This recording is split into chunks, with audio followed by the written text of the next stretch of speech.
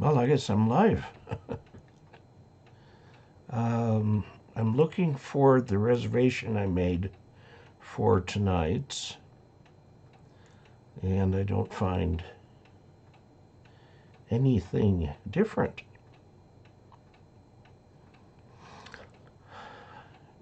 Hello there, Nicholas. How are you?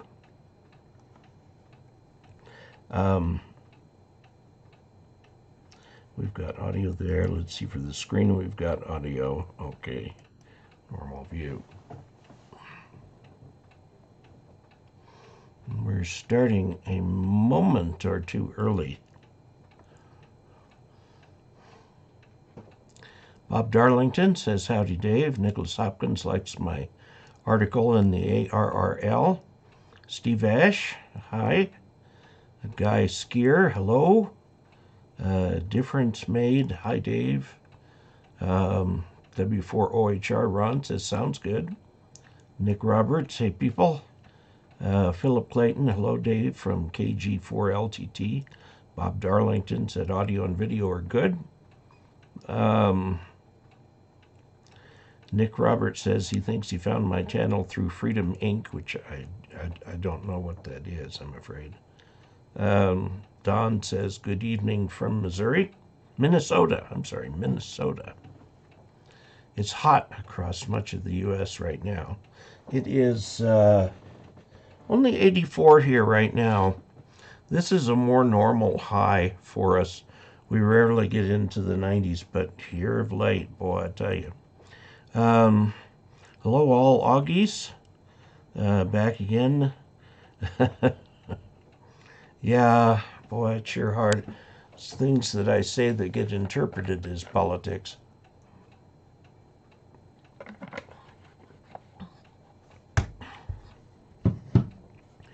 I would love to work you on the air. You push me to get my tech, and I'm studying my general. Good.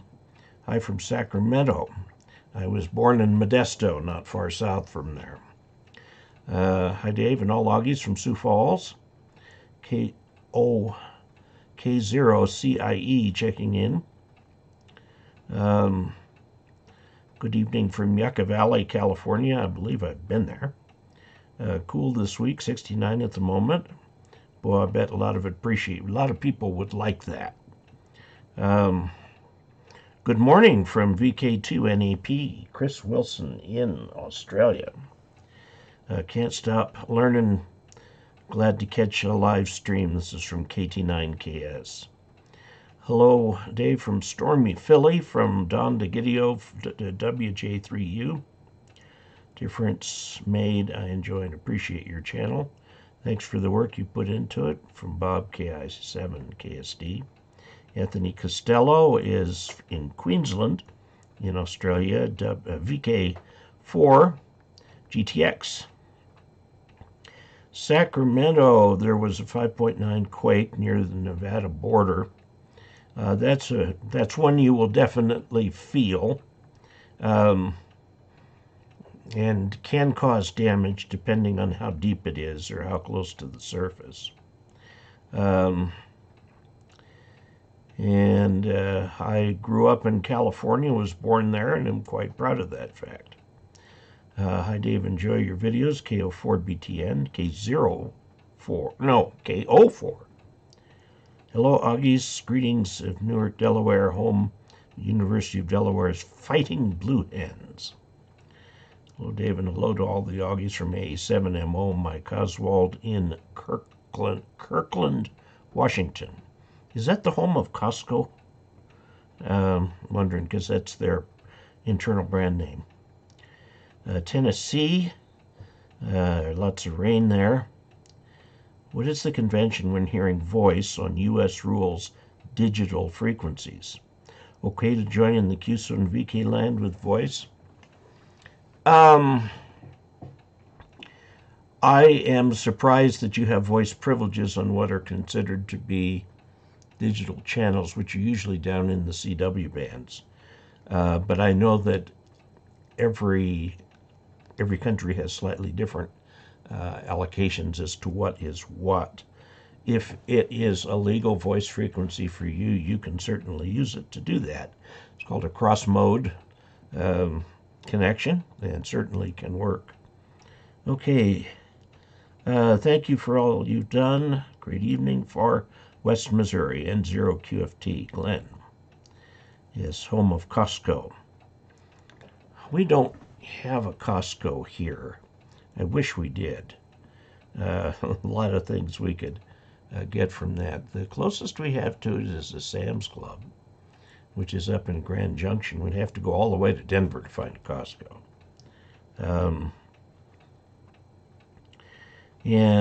Greetings from Canada. KG6TOP checking in. Well, good. It's good to talk to everybody.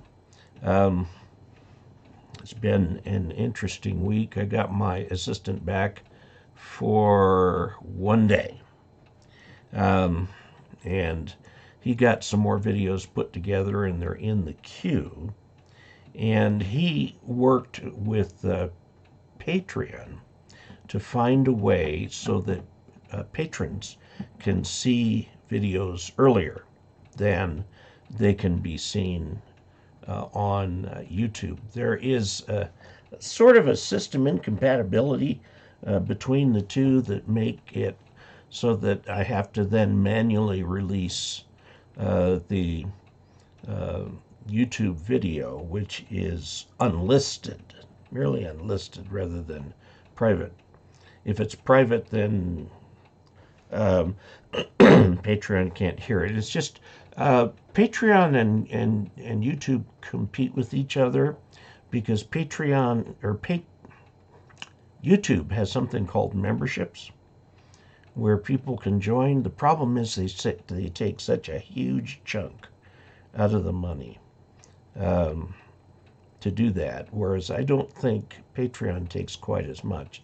I have noticed that my Patreon every month has been going down for 2 to 3 months. I think part of it is because the pandemic is sort of ending for most people. They're going back to normal life. They're not stuck inside. And so I've got to reevaluate my channel and how I want to approach that. Some of the questions would be, should I continue to post every day? Or should I put more effort into fewer videos? Right now I've been taking a question that comes in via ham radio answers and answering it with a whiteboard. And I can do a video a day doing that. But if I were to do something where I prepared charts and a script, that would take 2 to 3 days per video to do that. I did order a little teleprompter for the camera right here. I gave up the big studio to my wife, gave it back to her for use as a guest room.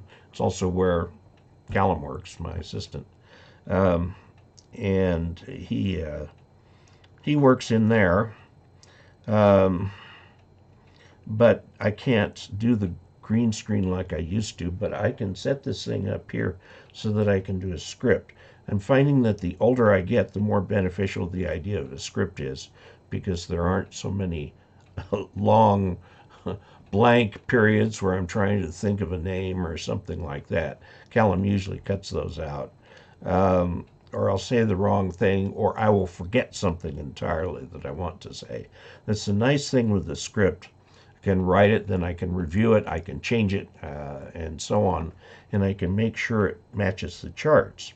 What I usually do is make the charts first, and then make a script to cover each chart, and then making sure that there's some continuity between the charts. I've done many hundreds of videos that way, and I'm wondering, and I would like to get your feedback, if this would be a good thing, because I'm at a point now where with the end of the pandemic, at the beginning of the pandemic, I started doing a video a day, and that worked really well. That went over very well. But now I'm finding that the number of new subscribers and the number of patrons and so on has gone down, And I'm thinking, okay, it's the end of the pandemic, or at least in people's perception it is. And so maybe I need to concentrate a little more on higher quality but less frequent videos. And so I'd like to get your thoughts on that today and see what you think about it. What is the convention? Oh, I talked about that. Okay. Yes, home of Costco. Hello, everybody. So, besides social media, what's the topic? Well, what we usually do on this is answer questions. My first priority is to answer questions from you guys. So if you ask a question in here, I will try to answer it. And then we sometimes pick off questions from, oh my goodness, let's see what we've got here. Let's see, we go here, then we go here, and here it comes up. We've got 301 questions that need to be asked. Here's, by the way, one where somebody found my business address and sent me the question there. I just forwarded it over to the question list. So it's phased array antennas and stuff. So we'll take a look at some of those too. We'll try and find some sort of balance. We'll go back to live streaming here. I am Mr. Casler, yes. Guy Skier, our voice segment goes all the way down to 7050. Wow, that's pretty cool. Yeah, you could have some interesting crossband connections there. I'm a North BSST, but can hear voice QSOs, both parties in VK land. Can I, general in US, use voice at 7068 megahertz legally? No, you cannot. No, you cannot. You have to use some other mode to talk to the person, a mode that is legal for you. However, they usually vacate 7090 down once the DX starts rolling in. Question of something. I'm going to be deploying to UCOM soon, Europe, and I want to bring an HT with me. What do I need to get permission? Go to IARU, that's International Amateur Radio Union.org, and they'll have or will direct you to where you can get the information then. I believe that if you're going to like Germany or something like that, you can just use your own call sign /DE or something like that. You're doing a great job, but I think I preferred the scripted videos. I think I did too. Fewer but longer videos. Okay.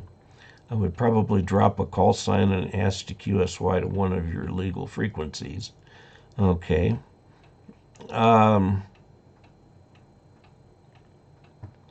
Yeah, higher quality all the way. More videos focus strongly on certain topics. Okay. Yeah, there are videos that are more popular than others. Antenna videos top the list.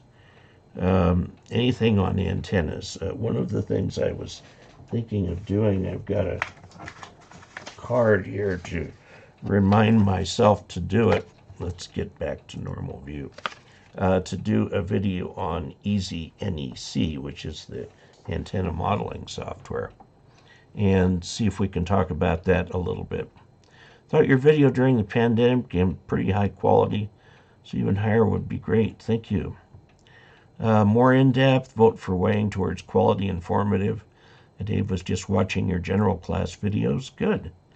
What is this channel about? This channel is about ham radio. I have a live stream once a week to answer questions. But my other videos, and I try to put up several a week, my other videos are focused on training. My target is fairly new. People are fairly new to HF, whether they be new generals or new extras or something like that. I will also answer questions from brand new technicians. And I have training videos on Tech, General, and Extra that follow the ARRL books section for section. And yes, the League has noticed that, and we've got something in work there. I also do a column for QST called Ask Dave, which is the same as this channel. There is a email for that. It's Ask Dave, no hyphen, just Ask Dave, all one word, at arrl.org, O-R-G. And those videos, or those questions come directly to me, and I keep a folder right here with those videos, or those questions, and these will get answered in the magazine. If I run out of things here, I'll pick some from the Ask Dave stuff that comes in here. Okay, videos, different ways to apply antennas. I've done some of those, yeah. I think that all of your videos are high quality, yeah. Did you get my email reference calibration handbook? Harry, I got that today, and I thank you very much. Harry sent me a book on calibration, the actual science of calibration of instruments, and is gifting that to me for my birthday. It's an older book. It's considered a classic in its field and hard to get a hold of, and so I really appreciate it. Guys, scare the local Aussie call frequency for CW Radio 7025, and they'll cue us way up or down for there. 7032 is common parks and peaks. Soda, TW frequency during the day, up to about 10 GMT. Dave, have you enjoyed the daily videos? Yeah, I have, although I do feel a lot of pressure to get the videos out. I've been doing them in batches, which is not necessarily a good thing, but it is quick and efficient. I'm used to doing a video all the way through to release on one day, and then I can watch the feedback on it right away. When you do them in batches, you lose track of which video gets released on what day, and so I don't get the benefit of the comments as much. So I think I'd like to go back to, maybe having several video projects in work, but one that I can put up and kind of follow the comments on just a little bit. Okay, I just started taking interest in ham. I have to say that you've been my new go-to. Thanks for all the content. Go to ke0og.net. That's .net. ke0og.net/training. And you'll find a page there with a lot of information, including a video sticking right in the middle of the page. Watch that video. It will tell you what to do. TIA for the NZEC video. It is a hard learning curve. Yes, it is. And we'll see if we can't decode that. Ground line 8 feet underground from the 8-foot long ground rod to a grounded steel box with a surge protector inside. The base of the box is, and I assume we'll get more in a minute here, Carol Martin, about 2.5 feet above ground. Then the coax through steel conduit through the exterior house wall to the radio shack just inside the kitchen wall. Okay, you want to put your lightning arrestor right where the coax enters the house. And that can be above ground or however you want to do it. But lightning arrestors do need a little bit of maintenance, so you want to keep them above ground. But the purpose is to keep the lightning outside of the house. What is your opinion on the Chameleon ZEP antenna? I've never tried it. They were going to give me one to try, but I don't know why. They started changing their mind and getting real cagey, so I just haven't pursued it very much.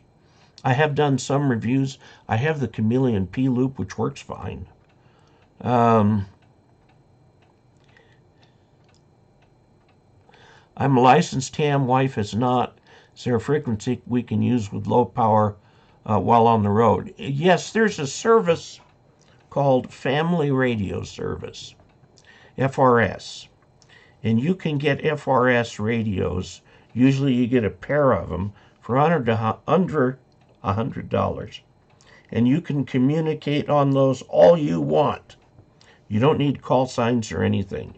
And those are very effective. Like if she's in one car and you're driving the truck or whatever it is, they can be very, very good. And no, she cannot transmit on the ham frequencies without a license. Chris Dameron, if you're trying to learn more about the general class license, I'm assuming you have your tech, then go to ke0og.net/general. And that will take you to the page all about the general and all the videos and stuff for that. What are your thoughts on the Duga radar facility, aka the Russian woodpecker? Have I experienced its RF interference? Yes. There is a Chinese radar out now that has a very different, it's not just a constant woodpecker kind of thing. It's like 3 quick trills. And I noticed that my Yaesu FTDX 3000, the noise blanker on that just wipes that out completely. I think the newer noise blankers will do that. Can you make a fan dipole with all the bands coming out from the center insulator in different directions? Yes. Dave, I'm in the Navy on an LA class attack sub and also a member of our Air Force Mars, and am talking to our radio officer about reestablishing March HF comms on the boat. Would you like email updates on that? If you can get your commanding officer to allow you to take pictures or even video, that would be really nice, and I'll share that in a video. I don't know, I gotta say this, you can't do it from underwater. Good morning from England. Hope you're all well, working lots of U.S. states on 20 meters. Last few mornings. Yeah, there was a Class X 1.5 flare, a solar flare, that knocked out HF communications for about an hour or so. And according to what I've read about it, it is as though somebody flipped a switch and the radio just went away. But it came back. Okay. Yeah, I understand. I was in the Air Force, and during much of my life did work for the military, so I had clearances for all kinds of things. That's all gone now, of course. What's an affordable way to do CW on 2 meters? Real CW, or you can do CW over FM, which is a lot easier. You pick a frequency, simplex frequency, or you can do this over a repeater if you want. And hold your thumb down on the push to talk and use a code practice oscillator, and that'll send the CW out. It's called modulated CW. It's a form of FM. Obviously, it is FM. And it's good for like club code practice and stuff like that. You know, you set aside a simplex frequency people don't use very much that you can all hear, and then you can do that sort of thing. Should I move the surge suppressor to the ground rod and the coax out of the metal box to the suppressor on the ground rod and back inside the metal box and through the conduit? No, you can do it as long as it is accessible, because what happens is every so often you'll get a spike in static that could actually blow out the little gas tube, so you've got to go in there and replace the gas tube.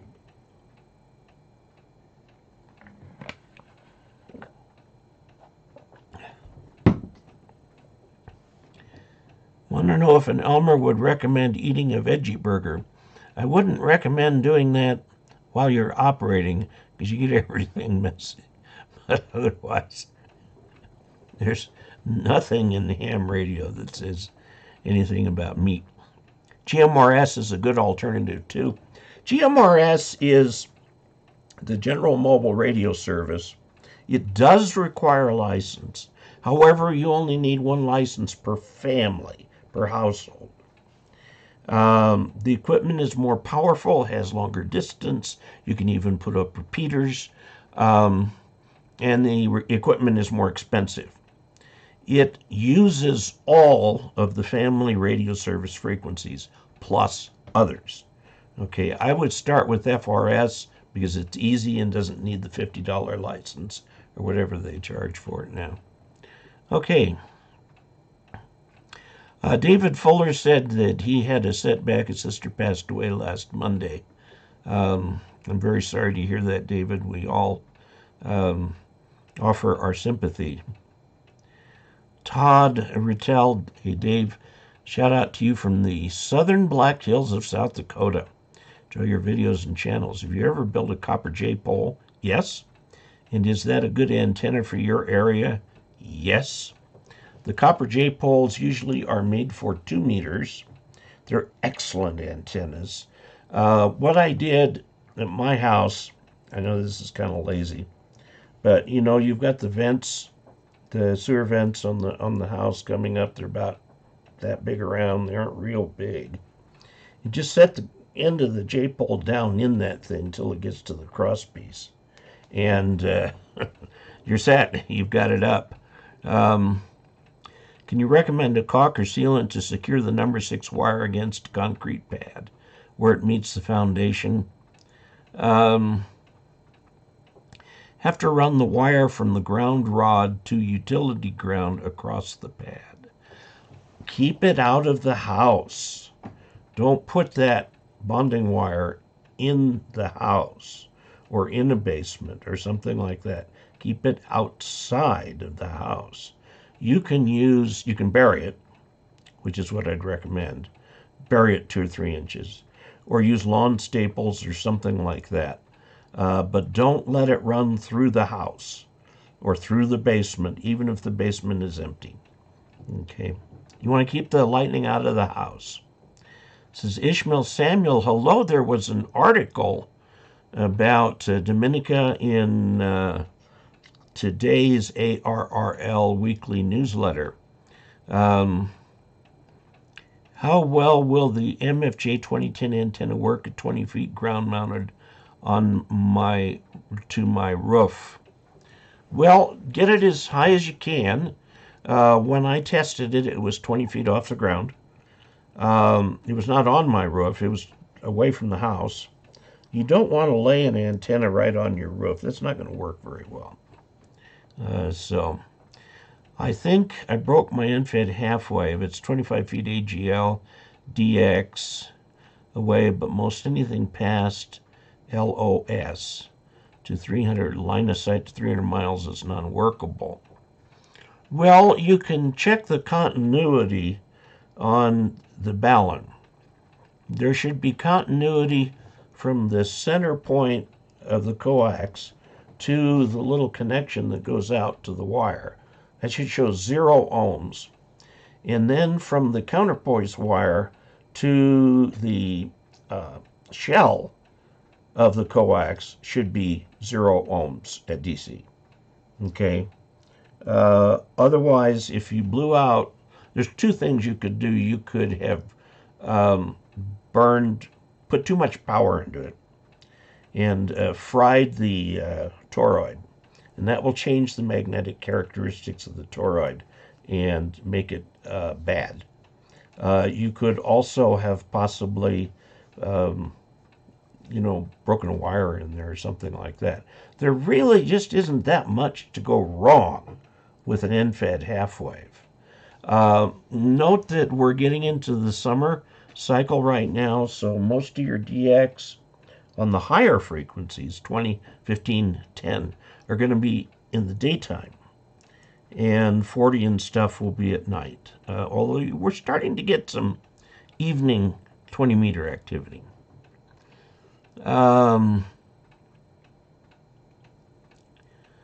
Okay, digital photographer.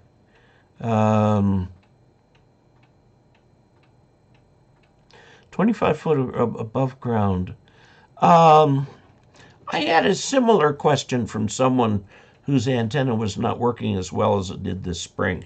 Conditions are changing. We're moving into July, and as we're getting into the sunny side of the planet, all of the paths from the antennas are in daylight, whereas in the winter, you may have daylight, but many of the paths, either direction, are in darkness and propagate differently with the F layer, whereas during the day, you're dealing with the F1 and F2 layer, which can create a little multipath problem. And you've got the sporadic E layer in there. And if you're on 80 or even 40, the D layer can cause attenuation for those bands. I do hear the Chinese using music to drown out shortwave.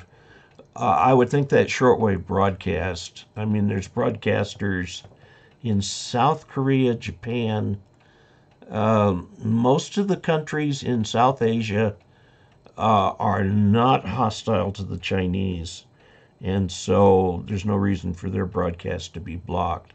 India is kind of hostile to the Chinese, so they might try to jam their broadcasts.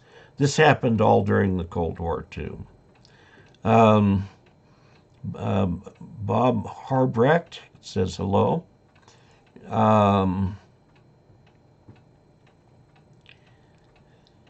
Yes, M-Mana, I've heard of that. Says it's easier than the other. I'll have to look at some of the others and see what I can do. Any realistic way to do real CW on 2 meters? Yes. Get a radio, get one of those Yaesu radios that goes DC to light. They make small ones that are like 20 watts. They make a 100-watt one too. They're several $100, close to $1,000. And you can do real CW with those. Or if you have an FT991, you can do real CW with that. Also the ICOM, 7100, you can do that. It's another DC to light radio, which is DC to light is just a jargon meaning that it seems to operate on every frequency. Sorry, external pad can't bury it across the pad. Not running through the house. Well, do what you can. You can lay it across, and if you're going to put it across the pad, you've got a tripping hazard you're creating. It is possible to nail into concrete. You need special weaponry to do that. The one that I've used that's cheap is it actually uses a little 38 cartridge, and it puts a nail in there, and you hit the thing with a hammer, and it causes that cartridge to hammer that nail down into the concrete, and it will actually penetrate the concrete. And heaven help you get that nail out of there. I've done that when doing some basement construction and stuff like that. Let's see. K6ARK portable radios with this. Do you have any experience with mag loops? Yes, I do. What are your thoughts? They're not broadband antennas. They're very high Q. So mine is the MFJ1, and it will work on, the control box goes in your shack. This is the control box. And you use this to find, this thing will automatically find the spot with the lowest SWR, and then you can tweak it a little bit and get that antenna to work very nicely. They're not cheap. They're in the $400 range, $400 to $500 range. They work as well as a dipole, but they will only work on a very narrow frequency band. In fact, when you get down to 80 meters, you're lucky if their frequency band is wide enough for a single sideband signal. The one thing you will not be able to get out of a mag loop is your waterfall, because it's so high Q, it covers very little distance on either side. They do work. They're kind of directional, but you can mount them horizontally and counter that. I did a review on the mag loop. Look in YouTube at my videos and do a search on mag loop, and you'll find the thing in there. Try a floor cover conduit, then a trip cover for electrical cords. Snap right in. Okay. Yeah. To measure inductance, you need a digital multimeter or other meter that can measure inductance. Well, there are meters you can buy on Amazon for remarkably little money that will measure capacitance and inductance, and you can consider that too. Okay, and there's some recommendations in there about some adhesives.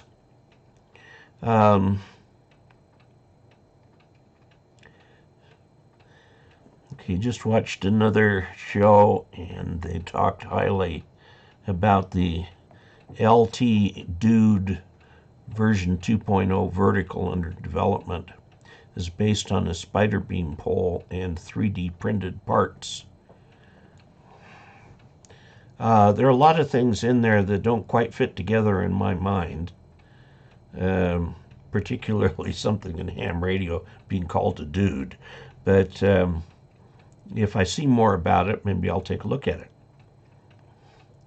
For coax choke, make connectors that connect the shield of the coax to the center conductor of the van connectors. Check insertion loss. Okay. What are my thoughts on HWEF? I think that's probably an end-fed wire antenna through oak trees versus large squirrel populations. Squirrels do tend to eat the plastic off coax and stuff, but just try it through there. You're not going to hurt the squirrels. It's a do-it-yourself antenna. Okay, squirrels too. Or take out a chunk of the concrete and put the fastener in the hole and through some quickcrete in. Cutting a slot in the patio slab and then filling it with epoxy. That will do. That will do. And Ranger Smith said about my thing with the nail gun, use 22 cartridge. Yes, you can get them down at Home Depot. Okay. Yeah, you don't want a tripping hazard. Ernest Wilson has put $2 into the channel reference. Are the reference station components listed somewhere? Yes, they are. Go to dcasler.com, DCASLER.com/reference. Okay, lowercase, reference. And you'll find the whole thing listed there. Get a diamond blade for a skill saw and cut a shallow slot. Okay, lots of good choices here. Wow. I see the fade on both ends of my waterfall with a mag loop. Yes, and one of the nice things about the waterfall is you can tell right where it's tuned. So you can go find a frequency, or as you move the tuning knob of the thing, you can see the tuning movement and tune much more quickly. The mag loops are as good as a dipole. And I know they operate on a different principle, but they work fine. Now, there's two kinds of mag loops. You get the kind where you have remote tuning, like this one, which is designed for a permanent installation. Or you can get the kind that fold up into a little carry bag and unfold into the 3-foot mag loop. They've got a capacitor on them, and the knob is right there. So they are only good for portable operation. You tune the knob and then operate with it, and when you change frequency, you retune the knob. There's a little indicator that comes from this guy in Brazil, whose name absolutely escapes me at the moment. But you can put it on the mag loop, and then you press transmit on your little QRP rig, and as you turn the capacitor, that knob will come on when you, or that light will come on when you hit the resonant point, and that works. And what is that guy's name down? I understand you can get them from DX engineering. Okay. Now, a mag loop is very different from a full wavelength loop. Full wavelength loop is a standard electrical antenna and will cover the whole band.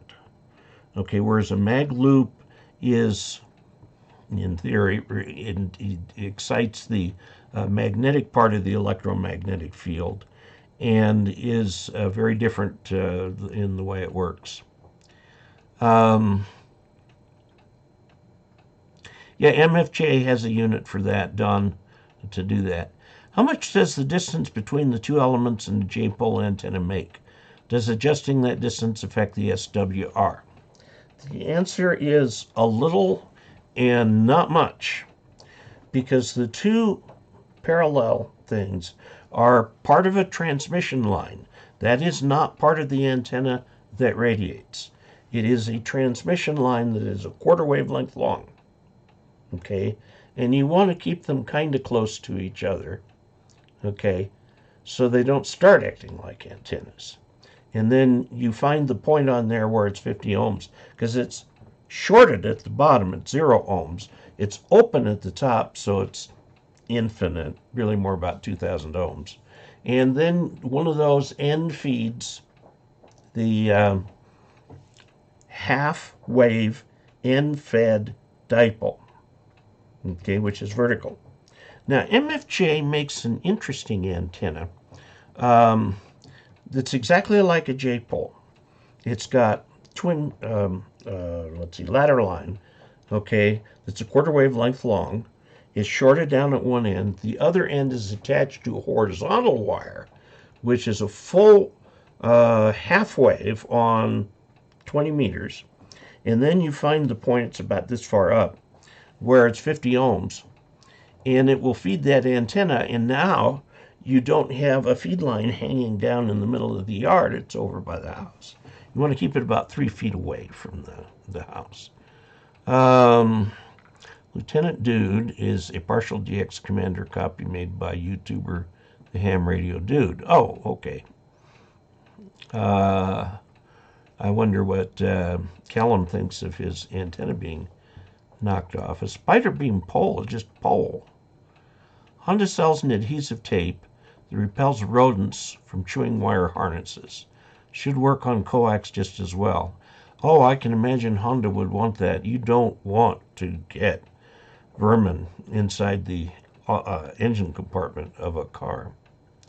Let's see. Somebody pointed out that the reference station power supply, the Samlex SEC1235M, is a good supply. Okay.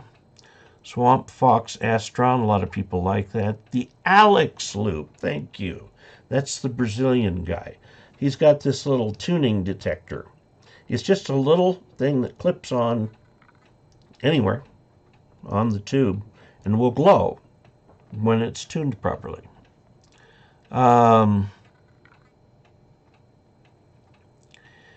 Let's see, how high off the ground should my 40-meter inverted V legs be? I would recommend 8 feet to keep them under people's heads. Okay. What I do is I attach my inverted V to a tree at about the 6 or 7 foot height. Now, they're pinyon pines. They aren't very big, but at the 6 or 7 foot height, it doesn't move in the wind. And so that's a good place to tie it, because then you can walk right under it and you don't trip over anything or something like that. The light is the Alex tune. Very good. Thank you. So that's what to ask for. I would consider that if you're going to try doing anything mobile or something where you have to tune your loop, use that. You keep the power down. It doesn't want over 5 to 7 watts. Magnetic loop, aka small transmitting loop, can be very efficient if they're the right size. Yes. And MFJ sells 2. They sell one that is 40 through 15 and one that is 20 through 10, something like that. I have the one that's 40 through 15, so it won't cover 10 meters or 17 meters. 40 through 15, so it won't cover 12 meters. Let's see. 1 meter loop of 40 meters, about 10% efficient. I don't know. I did some experiments with mine, and it's copper pipe, so there's a lot of surface. The key to these things is getting a lot of surface area, because the ohmic resistance on these is only about 3 ohms. And so the radiation resistance has to be substantially less than that in order to get efficiency out of the thing. So that's why they're made of very sturdy copper pipe. Some I have seen at Hamfest where they take copper tape about that wide and wrap it around something like that, so that there's very, very low radiation resistance. Otherwise, if you just use plain wire in there, your efficiency is going to be around 10%. I have a mag loop of MFJ 1786, but it has frequency drifts when the sun is shining on it. It isn't possible to work with it in a sunny day. I'm sorry to hear that. But yes, it does. I have noticed that mine does not stay very stable. KC6 BPH says thank you. You're welcome. Great to see you from New Mexico. Thanks for the J-pole answer. Portable radio. Minimizing resistance in the mag loop is critical. Yes, there are very high currents, and that is one reason that the capacitor in there is very high voltage. The high current end is down at the bottom, and that's what you excite with a small loop. But there's a capacitor in there, and to handle 100 watts, that capacitor has to be huge, because it's thousands of volts in there. So have I ever made contact with Japan? Yes, many times. Let's see. Country Strong and Free says hello to everybody. I usually make contact with Japan on 20 and 15.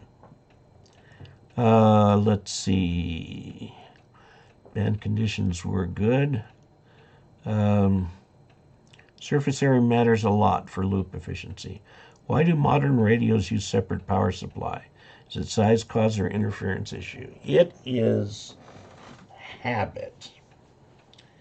A lot of radios that were tube radios were sold with separate power supplies, because a lot of hams would have their own power supply, which usually had a huge transformer, some expensive tubes in it, and they didn't want to not use that anymore with a new radio, so they'd wire it to the new radio.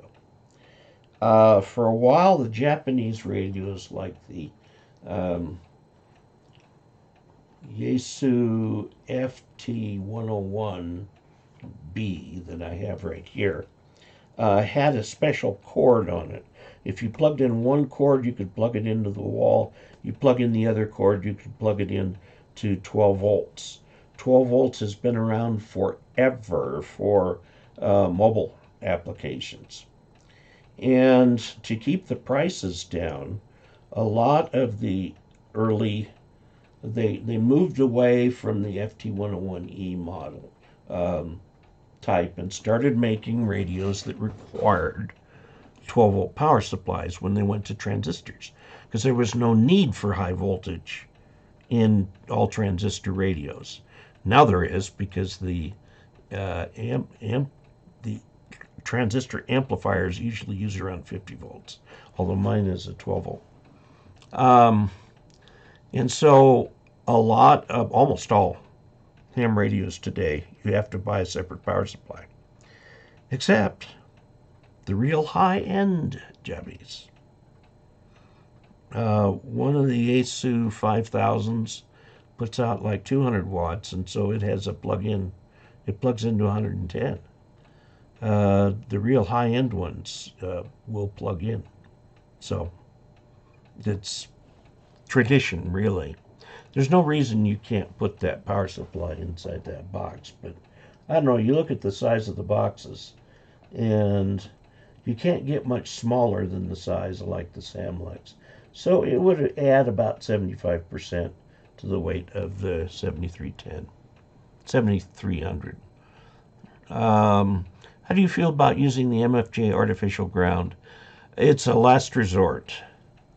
What do you, and it does work, it's a last resort. It's a counterpoison. It's an adjustable counterpoise. What would you recommend for our antenna where space is limited? Think modern subdivision with small lots. Well, MFJ does make a vertical that's only 12 feet high that you might put out there. The mag loop, of course, does work. You can try putting up a stealth antenna.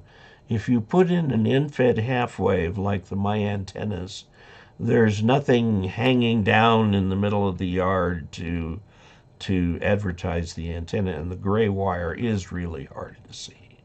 So it's whatever you can get by your condo board or your subdivision board. Since ladder line is easier to attract common mode signals, no. You're talking about a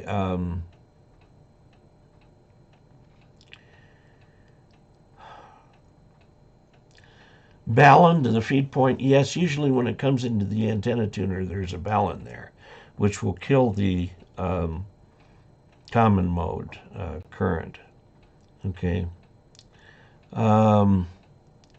Hey to all from New York City, from Tim Mack. How high should a 2-meter 70-center dipole be for good performance? Well, the standard answer to that question is a half wave. Half wave on 2 meters is 1 meter, 3 feet, which is impractical. So it gets mounted quite a bit higher. Now, if you're doing FM work, you want vertical polarization. Okay. Mount it as high as you can, but know that you're going to get somewhat strange patterns. If you're trying to get into a repeater and it's not quite working, try moving the antenna up and down in 1 or 2 inch increments and see if that makes any difference. Because the pattern of a VHF antenna when the antenna is high off the ground is really weird. Really weird. I should do a video on that and show that from. Ever work with any 99104s or 9S100s in the USAF? The expertise codes, or whatever they're called, career codes, were all different back then. I was 3034, which was communication systems officer when I was in the service, but all those numbers have changed now. Do they use silver or gold-plated silver for microwave stuff? The silver plating helps. The gold doesn't help anything. Silver plating can help, but you don't really need to. Still trying for my first phone contact with Japan. I've made digital contacts. Well, Don, keep working on it. Try 15 meters. How high should a 2-meter, 70-centimeter dipole be for good performance? Stick it on your roof. Remember, vertical for FM. If you're using true single sideband or something, horizontal. So a J-pole just resting in one of those many vents you've got on the roof is a perfectly good antenna. Very cheap and can work quite well. Try and keep the coax length short. Use a mobile radio for your base radio rather than a handheld.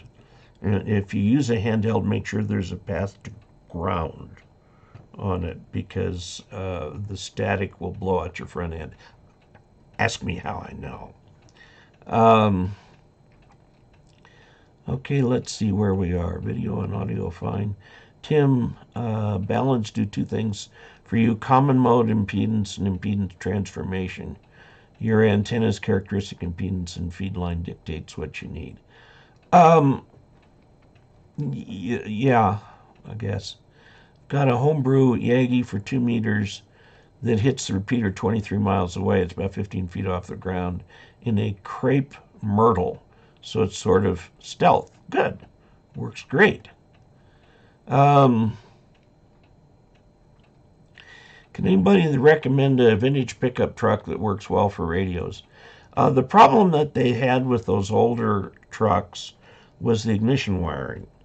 The ignition wiring was not high resistance wiring. It was just straight wire.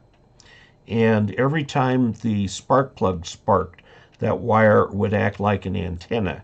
And that's what noise blankers were built for, was to get rid of the noise from those.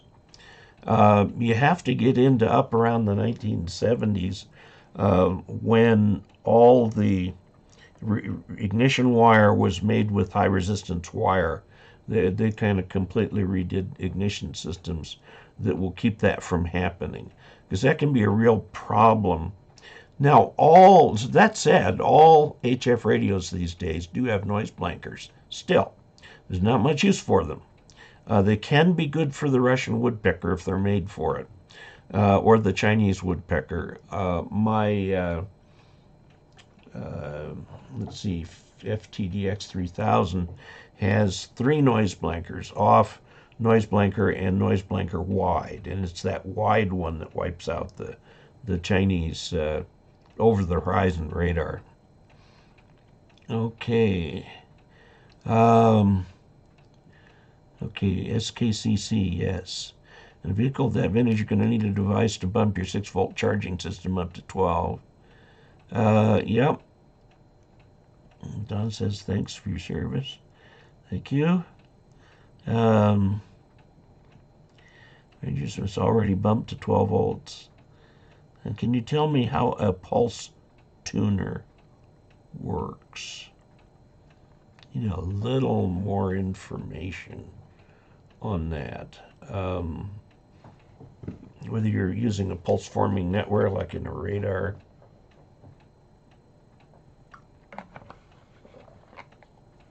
or using a Class E amplifier or something like that. There's some real modern stuff they've been doing with pulses in amplifiers, so that the amplifier is either on or off. And so there's very little lost voltage there. But the problem is the output of that is rich in the harmonics, so you have to filter out the harmonics. And the net of it is, even though you're filtering out the harmonics, that a lot of the signal gets out. I know the little QRP Labs radios work that way. And it's a perfectly reasonable way to work. You've got to, you can make a radio's output section very efficient doing it, although you're making it more complex. Let's see, pulse tuner. Yeah, I don't know. D. Heller 777, give me a little more info on that. Earthquake Country, Northern California. Yes, I understand you had one in the 5 range. Can you use a modern antenna tuner on an old tube type transmitter? Yes, as long as the voltages are not too high, but they should be okay. Now, one thing to remember, the old tube radios had a pi network output. A pi network output with a capacitor, and a coil is electrically equivalent to the modern T-tuner with a capacitor, and a coil.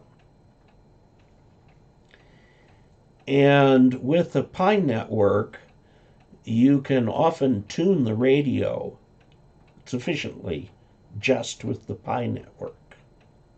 Now, they did make, back in those days, what they sometimes called matchboxes, or tuna tuners or whatever, and they will work with that pi network if you've got a really recalcitrant antenna. But nobody talked about tuners back then because the pi network was a tuner, and it would do a very, very good job of tuning. And so if you have a tube radio, an old tube radio, it probably has a pi network in it, and that may be all you need. Just put an SWR meter out there to see what you're doing. But actually just tune the radio the way it said you want to dip the plate. And there's a whole process of going through that. And what the SWR is doesn't really matter very much. So, Optical Man Jeff has added $10 to the chat revenue, and KC6BPH has added $5. Thank you very much. Let's see. Be aware that polarization matters if you're trying to hit 2 meter. Yes, needs to be vertical. Needs to be vertical for FM. Everything on VHF and above on FM is done vertical polarization. Okay.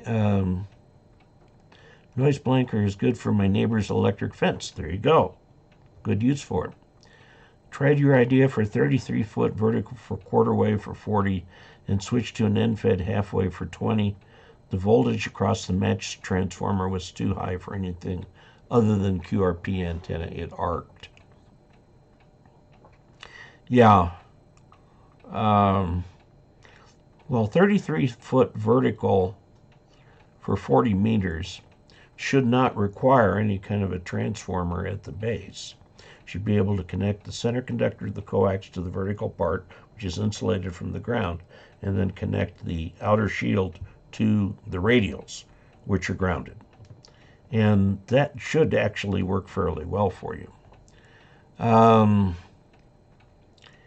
Let's see, old tube type of tuner built in. Yeah, that's the pi network. Do you have any thoughts on the new Xiegu X6100 HF rig? No, I don't. I know MFJ gave up on Xiegu. I heard that they were very difficult to work with.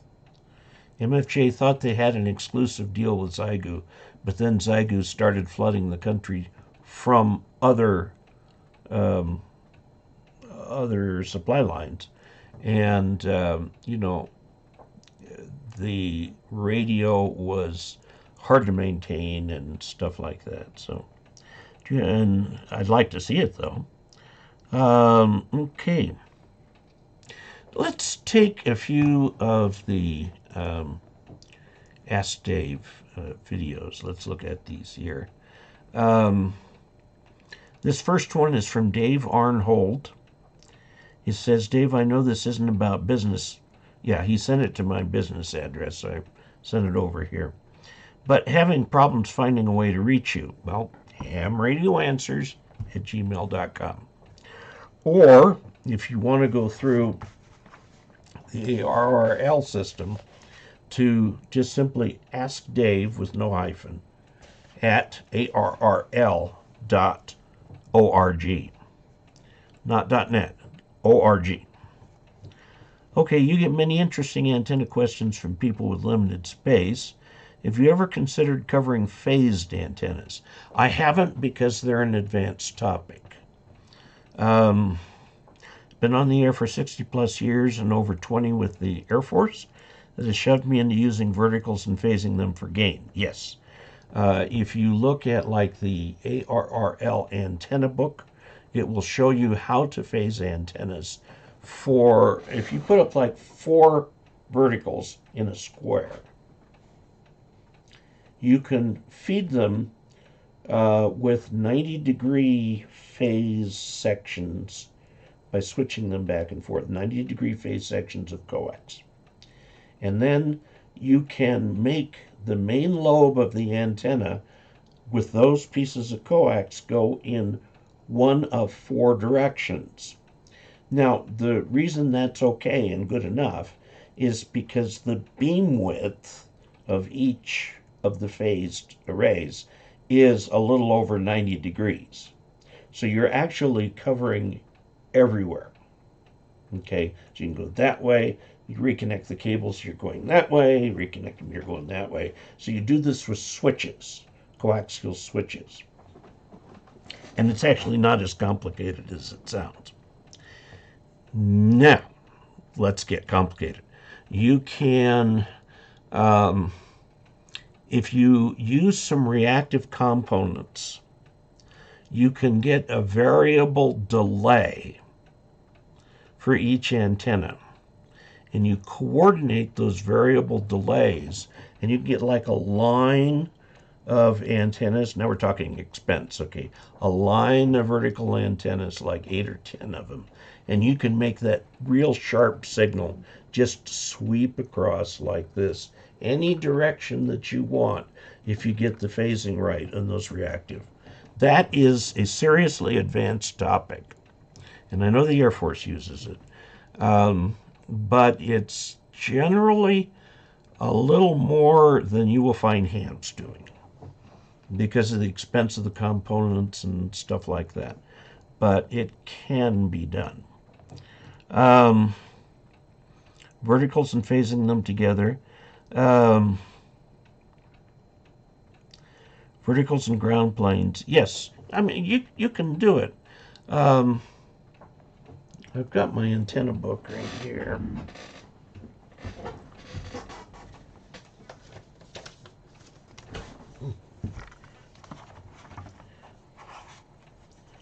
See if there's anything in here on phasing. Phased array technique 6.3.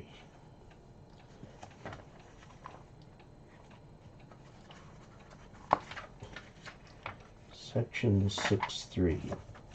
Well, it starts here with phase right there.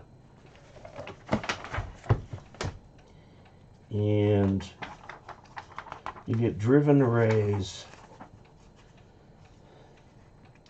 multi-element arrays, nulls, common phased array feed systems.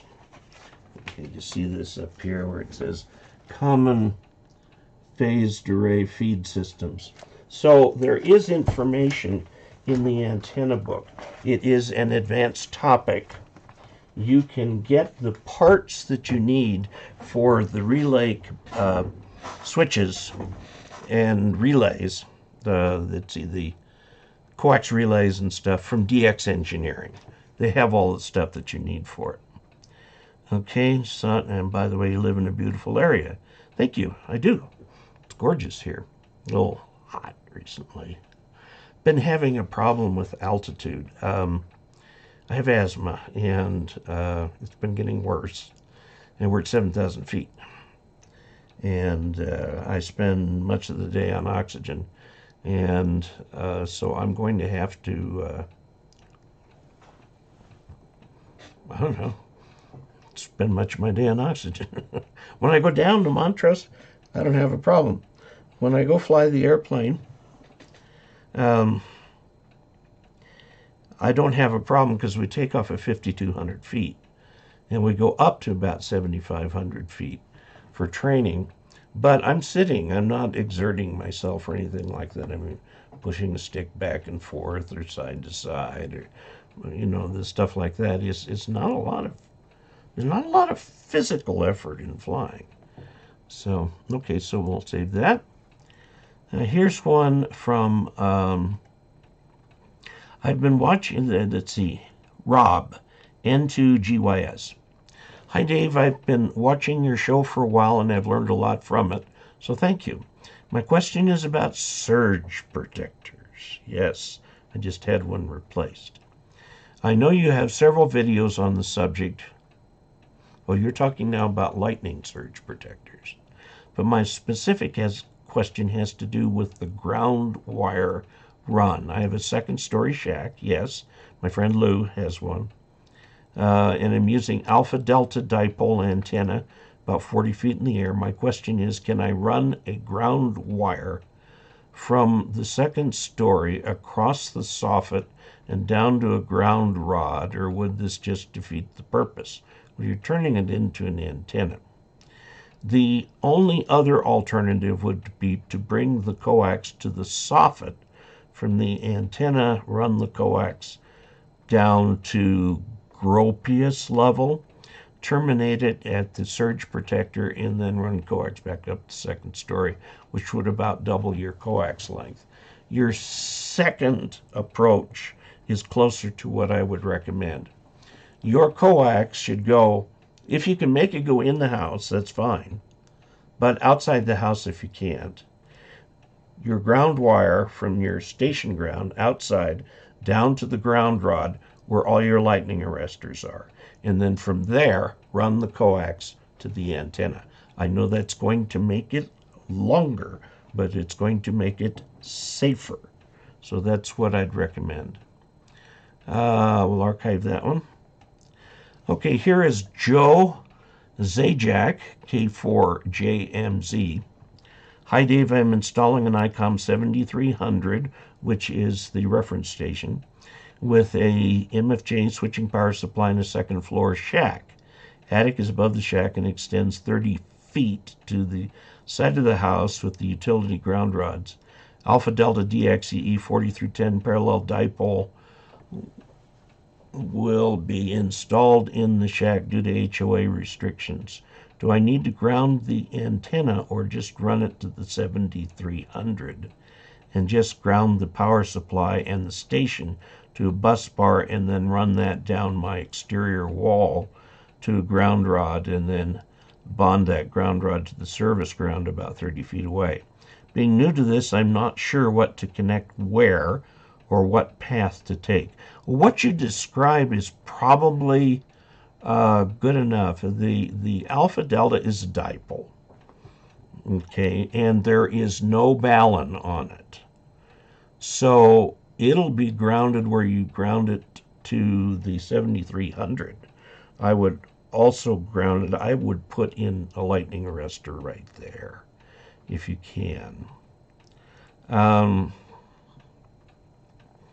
Somewhere. Now, if you run it through an alpha delta switch, that's already got a lightning arrestor in it.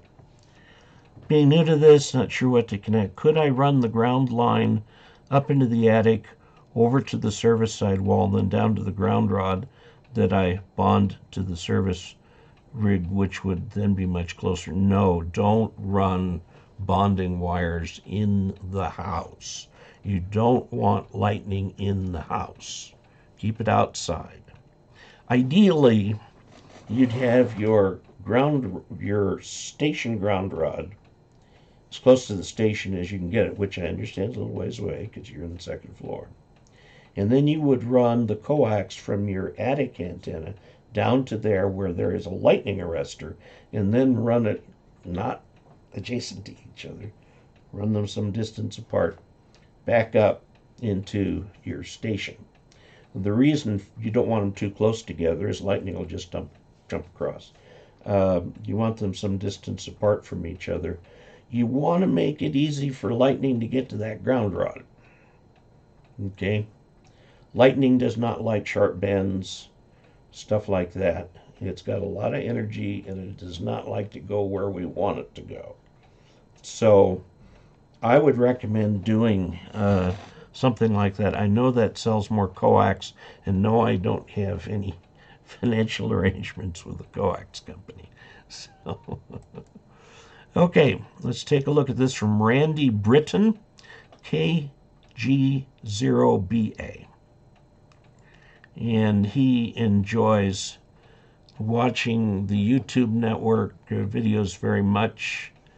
I'm going to just pop over to the screen here so you can see it. I enjoy watching your YouTube videos very much and viewed your recent video on surge protectors. I have a new installation of an Alpha Delta model. It's the 50 UHP surge protector. The instructions recommend that the surge protector be protected from exposure to weather effects, moisture itself, including sealing the coax connections. Yes, true. I used a water hose coupling housing as an enclosure to accomplish this and sealed all openings where the coax enters the water housing on each end, as well as sealing up where the ground wire exits the container. So you're going to get water in there. Let's see if that's what his problem is. So the water hose container has been totally sealed, as well as where the threaded ground lug stem exits the surge protector, so the surge protector will fit unobstructed and level inside the water hose container, also sealed up where the number 6 wire exits. Okay, somewhere here you're connecting to a ground rod. So I have a stranded insulated number 6 ground wire connected to the surge protector's ground lug. It's hard to seal that, by the way, because of the space between the strands. Length of the ground stem, about 1 inch, number 6 wires. 2-foot ground rod. I realize the length to ground of 3 feet of wire between the surge protector and the ground rod isn't ideal. No, it isn't. And the ground point should be as close to the ground rod as possible. Yes, it should. But I'm constrained by location of the coax as it relates to the drop from the balun on the antenna, just part of my installation parameters, and I don't want the additional cost of using a copper ground bus or copper ground plate at the ground rod either. Which is cheaper?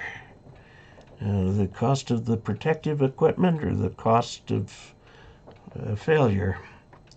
The ground rod at the base of the antenna is connected to utility ground electrode on the other side of the house. Be 100 foot long, buried, insulated. It doesn't need to be insulated. In fact, you'd be better off if it weren't. On the other side, along the streets of ground, 2 additional ground rods. That's fine. Installed the rod about 30-foot intervals. That's fine. I know this installation is not perfect. Well, nobody's is. But I'm constrained by the cost of doing everything. Well, you can phase that cost by adding things, as you get money. Boy, this is a long one here. Recommended mount surge protector to copper ground bus. No, to the ground rod. Or use a copper ground rod plate and mount surge protector to rather than coming off the ground lug. By the time it followed, it would cost. Yes, it does cost money. I don't understand the necessity of mounting the surge protector to a copper ground bus or ground rod copper mounting plate. I find it curious that the phone companies, the satellite dish company, the cable companies, electrical contractors, etc. don't go to these extremes with respect to connecting to a copper ground bus strip. Take a look at the Motorola grounding book, which I talk about in Ask Dave number 8, and you will find out to what extremes they do go to. They go tremendous extremes. The phone company, the cable company doesn't care if your equipment is destroyed in a lightning strike. They're so big and lightning strikes so rare that they'll just come take the old stuff out, throw it away, and replace it. You're not in that position. Okay. The copper bus bar is it's not solid copper.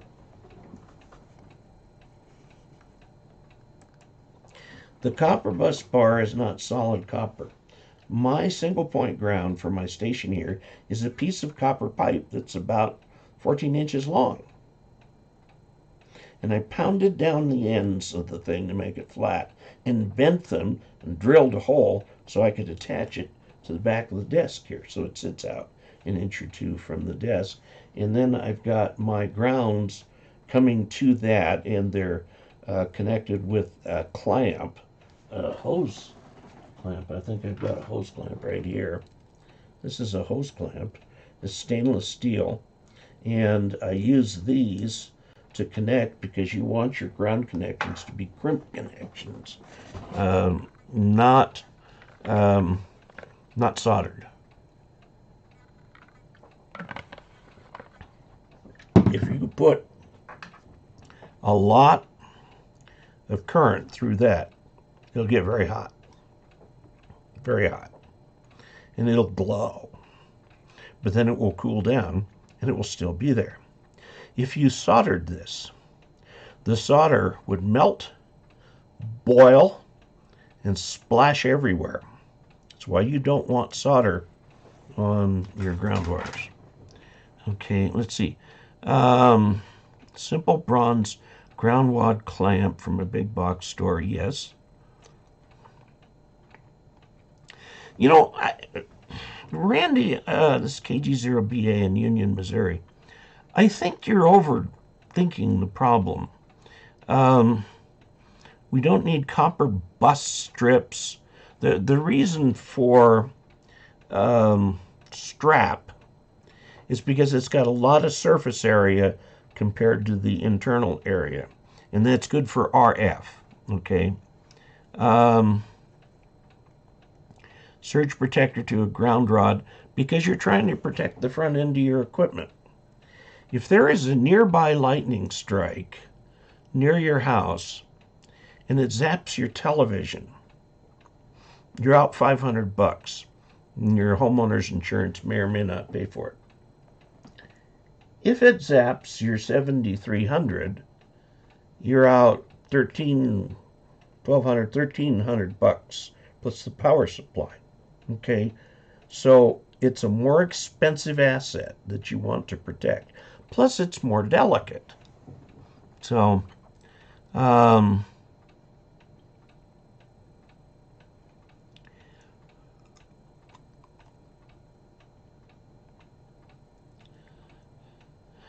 I hope it works for you. Take a look at the Motorola book, which is designed for remote communications facilities that have to continue operating even if they're struck by lightning. And that'll tell you the extreme. You don't need to go to those extremes. The ARRL sells a book called Grounding and Bonding, and you can get it on Amazon Kindle and read that, and that will tell you really more along the lines of what the amateur thing is. You're not using any ground bus bars here. You just use a piece of pipe for it. The reason that we ground is because we've got a lot of money invested in our equipment, and we want to protect it. Also, we've got antennas outside specifically trying to bring radio energy into the house. And if that radio energy is overwhelming and it comes into the house, it can create problems. So we want to put protective equipment in there to keep that out. Now, I will admit freely that I have spent much of my amateur career without proper grounding. I had no idea what I even needed grounding for. So I had a little HW16, which is an HFCW only radio that plugged in. It was not a 12-volt thing. And I had an AV, a high gain AQ14, well, 14, number 14, whatever it is. And I had a piece of coax, and that was, a key. I had a key. I had a hard time getting a key, but I had a key. That was the extent of my, that was the entire list of my ham radio equipment back then. So it got a little bit more. But, yes, you've really gone to great extent to do these things. I certainly don't keep my lightning protectors in waterproof boxes. They're just outside, right out there. So I hope that helped some. I don't know if it did. So next one is from Kent Eichstad, K9AEE. I've watched all of your amateur radio videos starting 5 years ago when I was studying for my license. I often get past videos on my YouTube feed and I watch them again. Today it was Ask Dave 381. It was about station ID with CW. In the ARRL book, it said you could ID with CW or phone when on phone. That is, in fact, true. It's a weirdism in the regulations. I've heard many repeater IDs with modulated Morse code, but never with CW. Well, that is CW, because that's all a repeater can do. If it were to transmit CW, it'd be on-off keying, and your FM rig wouldn't pick it up. In fact, I do weekly code practice over a repeater using modulated code. Fine, that's good. I'm not sure what CW code would sound like over FM or signal sideband. Well, you're doing that. Now, there's two ways to create CW on an HF single sideband rig. One is put it into a mode that's not sideband. Do your classical create a tone, send it out on the air. Create a frequency, single frequency, send it out on the air. If you do it in single sideband, you've got no carrier, but if you put that tone in, it creates a tone on the air that, done right, is indistinguishable from normal CW. There has been an argument raging for decades between those who say radio teletype done with true frequency shift keying versus audio frequency shift keying and single sideband, which sound identical on the air. Well, people argue it's not identical. It is for all intents and purposes. And if you use your computer to send it, it is possible with many rigs to send true FSK versus AFSK. But it's a tone sent over single sideband, takes one single frequency on the air, and that's CW. Now on FM, of course, you've got a constant carrier. And when you modulate it, you actually are making it wider in bandwidth, and when you're just sending the carrier, it's got a very tiny bandwidth, just the bandwidth of the carrier. You'd have to turn the carrier on and off to send real CW, but then your FM radio wouldn't pick it up. It just sounded like nothing. So, said CW, did it mean modulated CW, not continuous wave?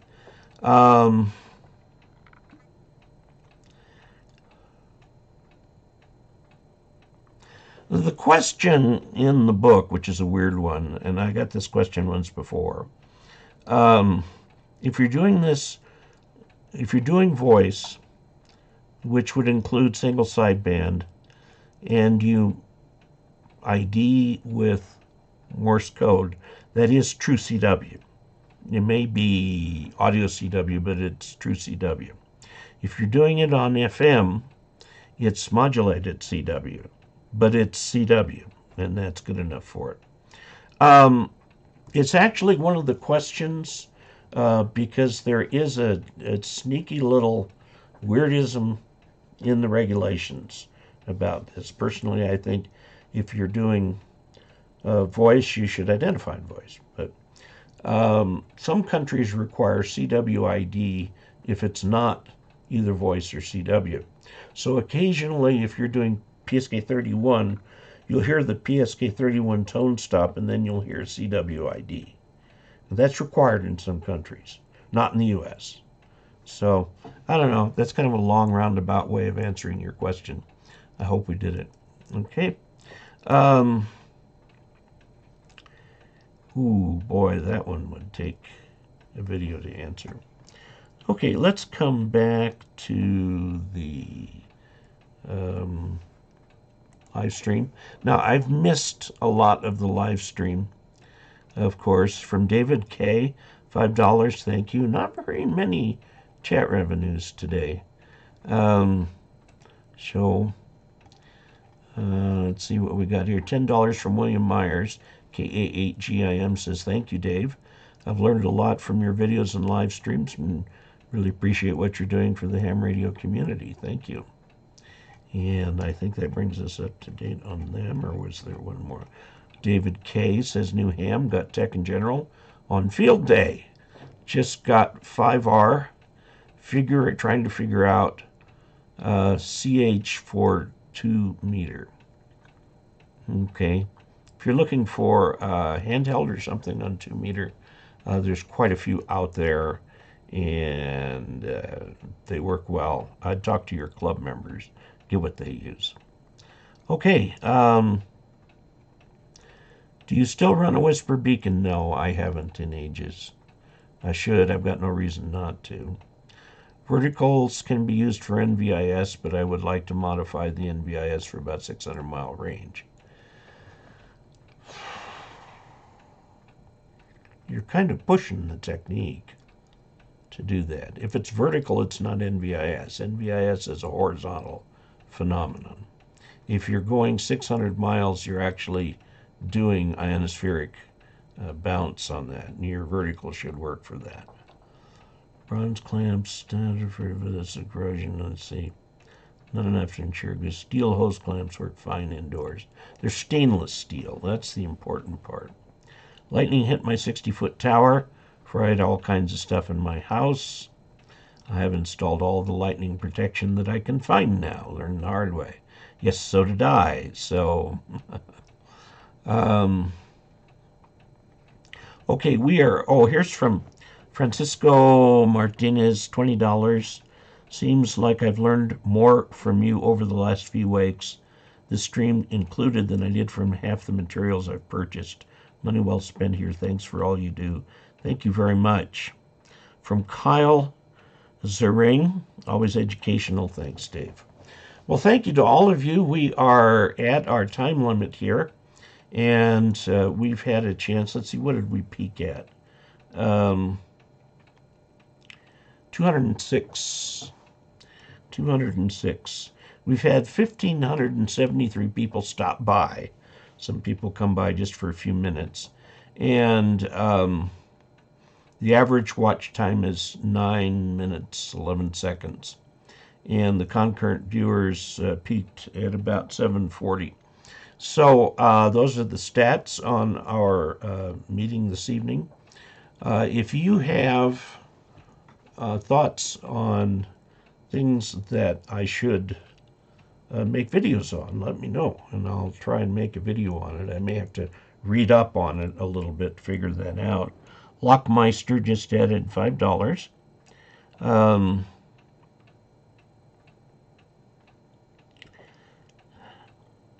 Ishmael, what you're talking about, yes, it would kind of work. Maybe a parting note on your stream setup. The stream setup is the Logitech 920, I think it is. HD Pro Webcam C920. And I think I'm using the audio from that too. I have a light here, and I have a light here. This light over here is actually a video light, and I've got it throttled way back because it's too much. And then I use OBS for the streaming software, and we're streaming through YouTube. So it is supposed to be a full HD, but I don't think it is. I think it's actually part HD, you know, the 720p kind of thing. So there you go. Thank you all so very much for everything. Is there an easy do-it-yourself lightning arrestor that is cheap and effective? No.